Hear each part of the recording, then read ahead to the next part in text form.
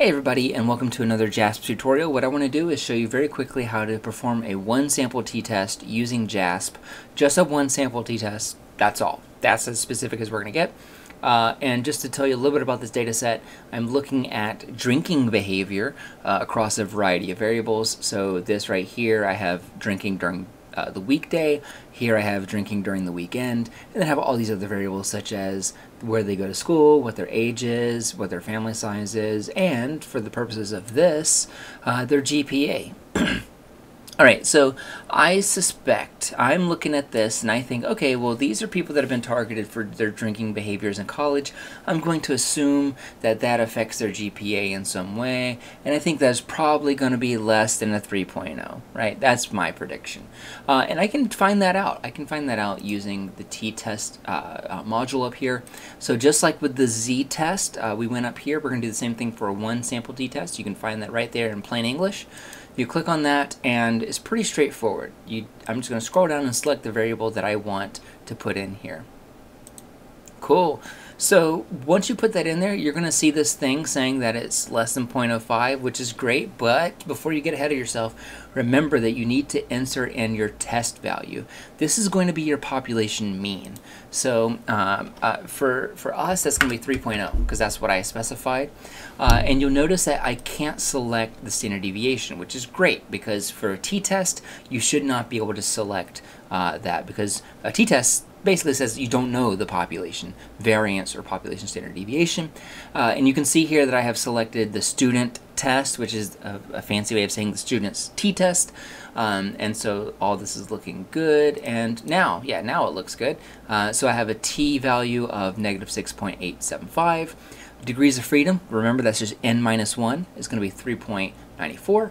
And I have a p-value less than 0.05.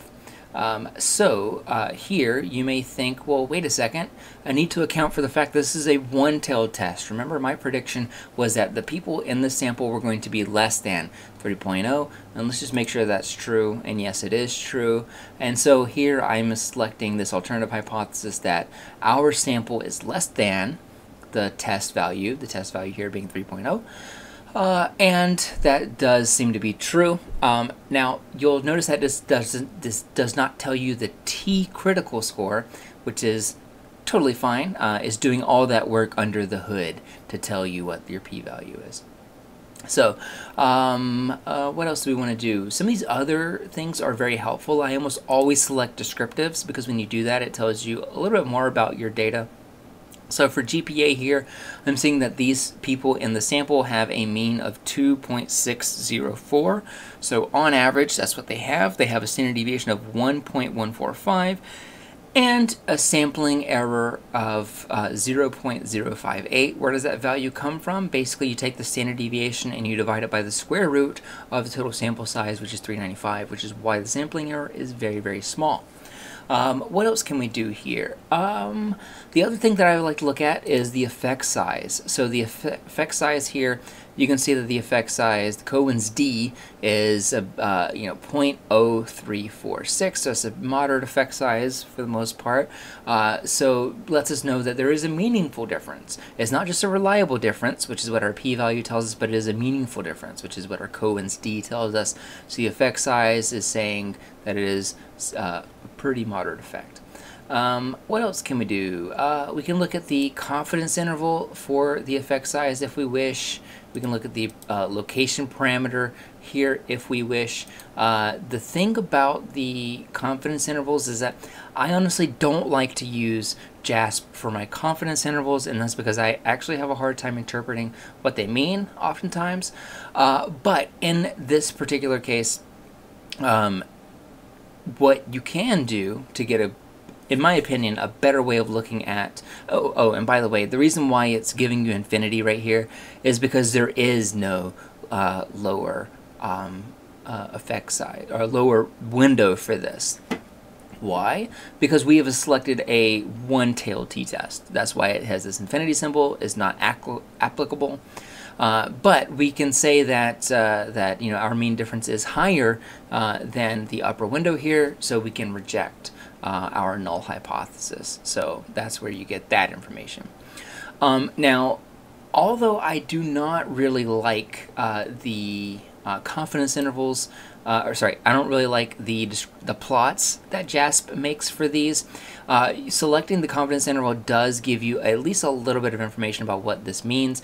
You can see here that if this bar right here were to extend past the 3.0, then we would retain the null hypothesis. Here we see that there is no overlap, and therefore we can reject the null hypothesis. Just to show you that the infinity does change if you select a two-tailed test, there it changes. You can also see that if we were to change the test value, so we know that what our mean is 2.60. If we were to change it to 2.6, what would it do? So I'm going to change that. Also, you have to click off of it just so it'll load. And so here you can see our P is 0.5, so it is not lower than 0.05, so we cannot reject this. Our T observed score is very, very low, and you can clearly see how it is overlapping with our test value here, what we suspect to be our population mean. If I were to put 2.7, you see that 2.7 narrowly gets through it, right? So there's a little bit of overlap here, and then you can see that a p-value is just barely below 0.05, which is what that's doing here. If you were interested in using a different alpha value, then you can change that here when we're talking about the confidence interval. So if I wanted an alpha of 0.01, I would change it to 99%. And then you can see that it's a little bit more clear. And then I'm going to do the same thing over here too, and that would change the values that are up here. I think that's pretty much it. So if you're using the Wilcoxon signed rank test, this is for whenever your data are ordinal and ranked like that. It is not for whenever you're using standard ratio data.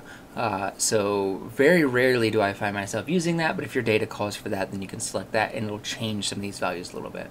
It'll at least change the way that it's referring to your raw data. Okay, thanks for tuning in, and I'll see you later. Bye.